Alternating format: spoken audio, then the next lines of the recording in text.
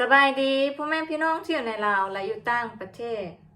และก็สบายดีพ่อแม่พี่น้องFCทางฝั่งไทยเปิดสุขุสุคนหลังจากที่ค่อยได้ลงคลิปว่ามีสองผัวเมียที่เคยเป็นทหารมาก่อนแต่ว่าเงินเดือนบ่กุ้มกินเราก็เลยลาออกแล้วพาเมียเราไปเฮ็ดเวียกอยู่ในฝั่งไทยแล้วเราได้เงินเดือนสองผัวเมียรวมกัน26 ล้านเนาะซึ่งสร้างความบ่พอใจให้กับทหารผู้นี้เป็นอย่างหลายเลยเนาะก็ฮู้อยู่ว่าอาชีพของทหารอาชีพของเราคณะได้เงินเดือนแค่1.7 ล้านเนาะซึ่ง1.7 ล้านก็ประมาณอยู่3,000 บาทนี่แหละเนาะเราก็เลยออกมาดิ้นนะเพราะความอิจฉาของเราก็เลยเข้ามาคอมเมนต์ว่าย่ามาตัวได้เงินเดือน6 ล้านนะเขาขับยนต์เป็นเขายังบ่ได้ซ้ำนั่นแล้วส่งผัวเมียนั่นไปเป็นกรรมกรเขาซื้อได้6 ล้านต่อเดือนคนที่เสื้อเขาก็มีแต่คนบ้าเท่านั้นนะและก็นายจ้างคนไทยผู้ใดจ้างเขาฮอด6 ล้านแสดงว่านายจ้างผู้นั้นโง่ที่สุดในประเทศไทยแล้วกูว่านะอย่าว่าแต่ว่า6 ล้านเด้อนะลายก็นั่นก็มีอีกนะคิดตรงไม่ค่าเงินกีบกับค่าเงินบาทนะมันตั้งกันริบลิ่วเจ้าไปอิจฉาเขานะเพราะว่าเขาได้เงินเดือนก้นหลายก็เจ้านะเจ้ามีเงินเดือน1.7 ล้านนะส่งผัวเมียเขารวมกันได้26 ล้านนะถ้าเกิดส่งผัวเมียสุดเจ้ารวมกันพวกเจ้ายังได้แต่3 ล้านปลายอะนะมันก็เลยเกิดความอิจฉาตาร้อนที่จะมาดิ้นใส่เขานะลองพาเมียเจ้าออกจากลาวนะแล้วไปหาเฮ็ดเปียกในประเทศไทยบ้างเด้อนะลาออกจากทหารแล้วไปเป็นกรรมกรทางฝั่งไทยบ้างเด้อนะเสื้อบ่เสื้อนะจะได้ฮู้ได้เห็นนะอันนี้เนี่ยก็เป็น2 ผัวเมียทหารที่เขาออกจากอาชีพทหารแล้วไปเฮ็ดเปียกในฝั่งไทยนะแต่ตอนเขาอยู่ในประเทศลาวเขาบ่พอ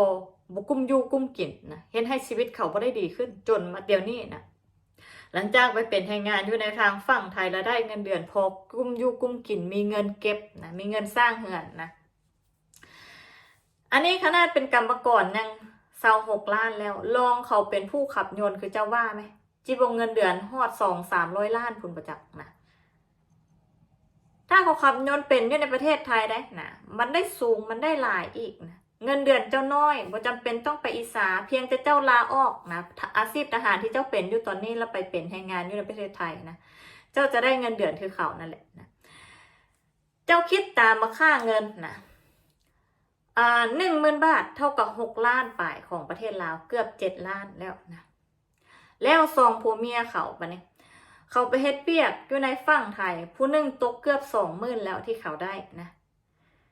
รวมๆกันละ2 ผัวเมียรวมตีกันเลยให้50,000นะปาเข้าไปได้30 ปลายล้านแล้วนะ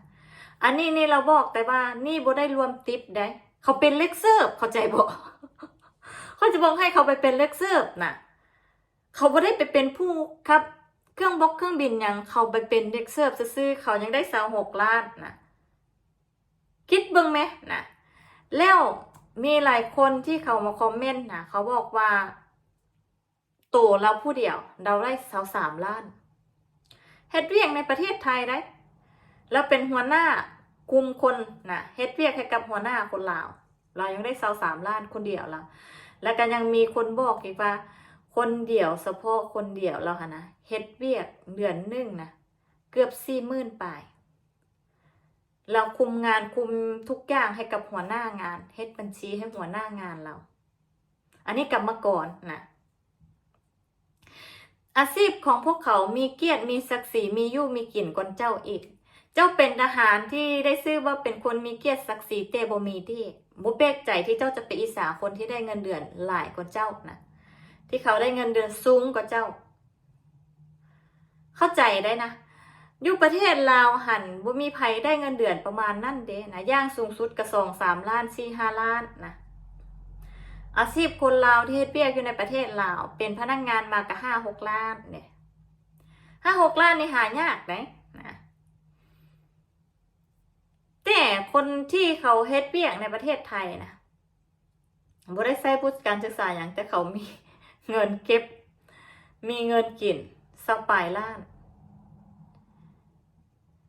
ถ้าอยากคู่เลยว่าเสื้อบ่เสื้อลองออกจากทหารแล้วไปเป็นมั้งเด้อนะส่วนนายจ้างคนไทยเสื้อว่าเขาก็บ่ได้โง่ที่เขาจะมาจ้างอันนั้นคือค่าแรง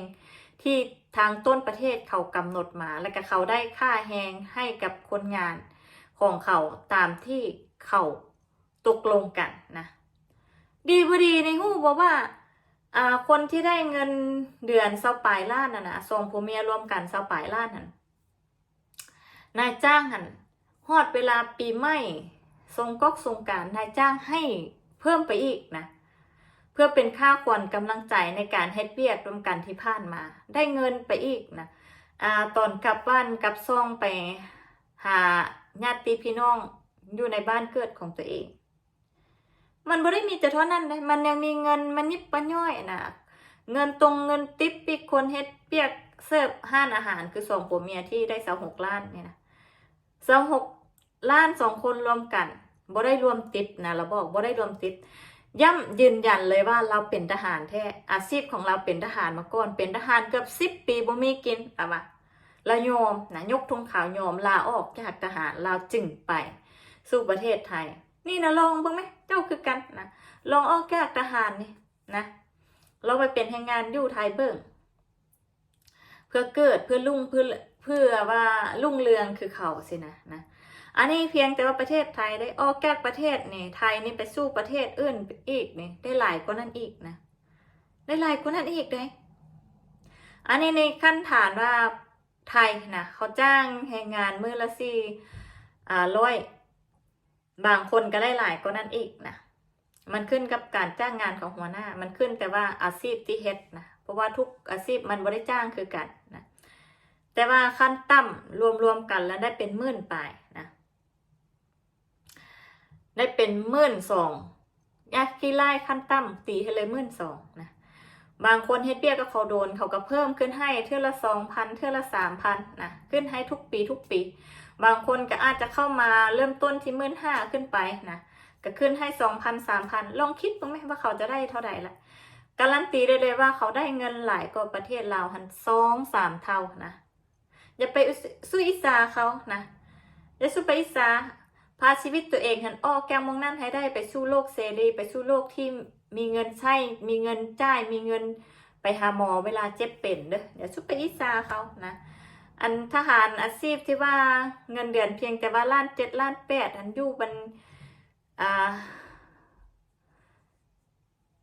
เฮ้ยมันอย่างกะอยู่แต่น้อยเข้ามาจนจิเจ้าละกันยังบ่ได้เลื่อนขั้นมากันเน็บน้อยเงินเดือนกับโพกุ้มกินลองไปเบิ่งนะลองเปลี่ยนอาชีพเบิ่งถ้ามันบ่ได้กุ้มกินปานนั้นอย่าสู้ไปอีสานนะแนะนำว่าออกสู่โลกภายนอกไปสู่ประเทศเสรีหาอาชีพใหม่เฮ็ดนะคนลาวอยู่ในไทยเขามีกินมีไส้นะเด้อนะอย่าสู้ไปอีสานตาฮ้อนเห็นเขาได้ดีก่อนบ่ได้นี่เนาะ